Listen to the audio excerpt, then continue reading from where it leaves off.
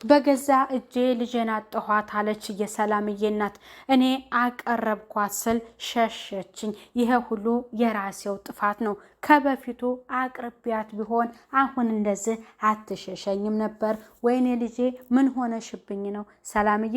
ለምንድን ነው አሁን ላይ ቀረበችኝ ስል የምትርቀኝ? እያለች በሀሳብ የምትብሰለሰለዋ ልጄ ምን ነክቷት ነው እያለች የምትተክዘዋ የሰላም እናት ግራ ግብትብት ብለዋታል። ሰላም እኔ አሳፋሪ ልጅ ነኝ፣ ቤተሰብ በኔ ያፍራል። እባክሽን ሀንዬ እገዛሽን እፈልጋለሁ።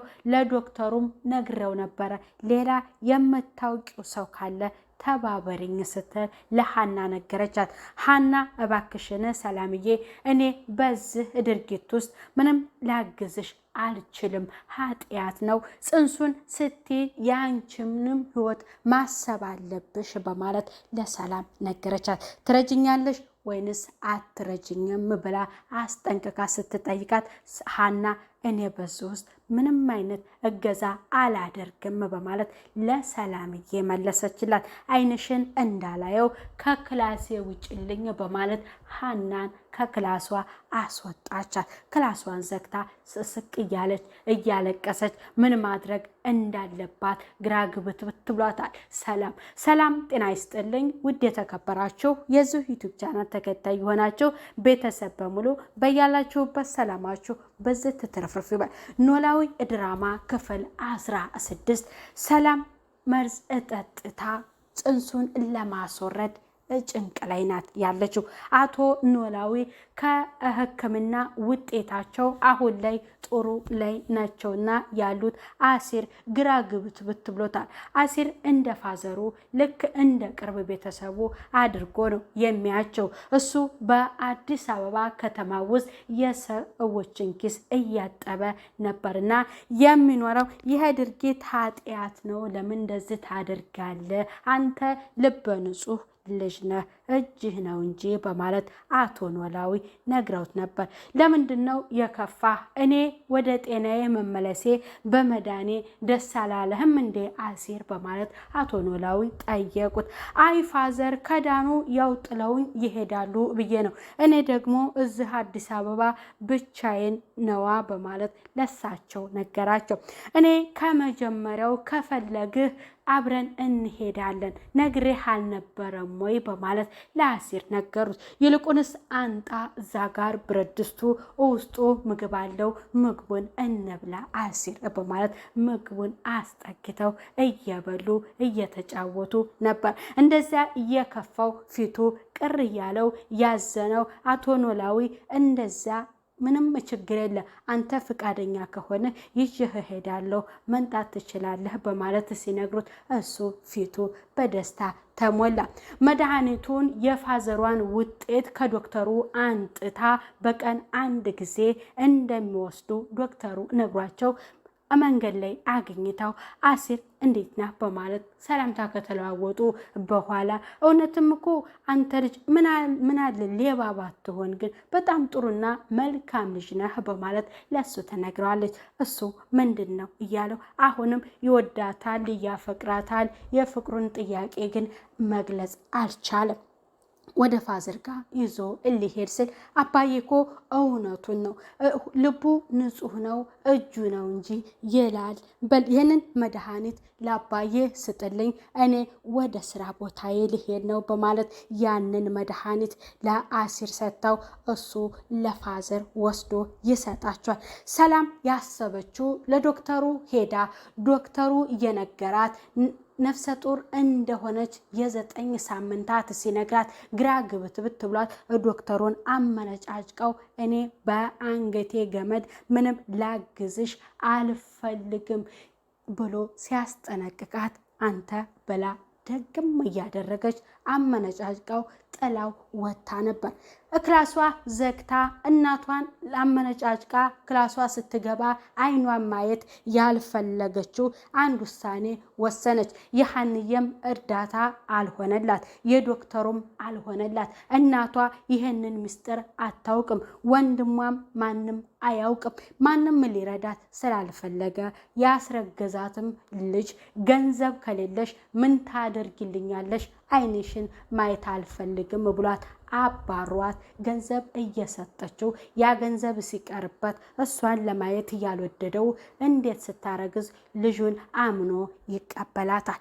ይህንን ለሀንዬ እርዳታዋን ስትጠይቃት ሀንዬ ምንም ነገር እንደማትረዳትና ይሄ ነገር ለሷም ለህይወቷ እንደሚያሰጋት ደጋግማ ለሰላም ስትነግራት ካረዳሽኝ አይንሽን ማየት አልፈልግም ከክላሴ ውጭልኝ በማለት ከክላሷ አስወጥታት አልጋዋ ላይ ቁጭ ብላ ስቅስቅ ብላ እያለቀሰች እናቷ እሺ ምን ነገር ያለችሽ ነገር አለ በማለት ለሀንዬ ትነግራታለች።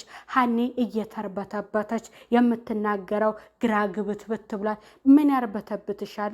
የሰማሽው ነገር አለ? የነገረችሽ ነገር አለ?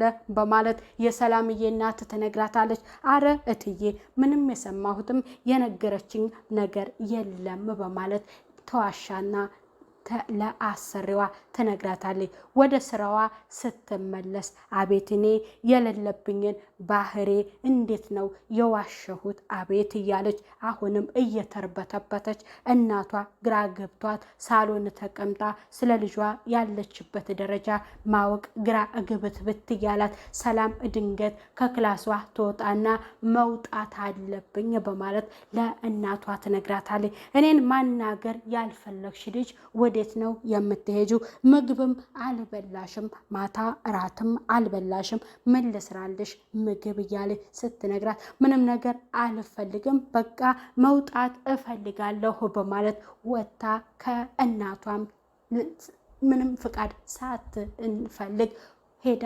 መድኃኒቱን አንጥታ ስትመለስ ለእናቷ የነበራት አገላለጽ ወይንም ፈገግታ የተለየ ነበር። ክላሷ አላስገባም እያለቻት እንዲሁም አይንሽን ማየት አልፈልግም፣ አጠገቤም አትቀመጭም፣ አትተኝምም እያለቻት ሴትዮ ወንድሜ የት ነው ያለው ናፍቆኛል በማለት ለእናቷ ስትነግራት ከመቼ ወዲህ ነው ደግሞ አንቺና መናሴ የምትስማሙት? ሁልጊዜ እንደተጨቃጨቃችሁ አይደለም ወይ? እንዴት ዛሬ ናፈቀሽ? በማለት ትላታለች። እሷ ግን ምናልባት መድኃኒቱን ስወስደው በህይወት ባልኖር በማለት አስባ ነው እናቷን ያለቻት ነገር እማ እቀፊኝ ብላ አለቻት። እንደዛ ያመነጫጨቀቻት እናቷን እቅፍ እሳይ ደስ ብሎኝ ነዋ ብላ እናት ልጇን እቅፍ አደረገቻት።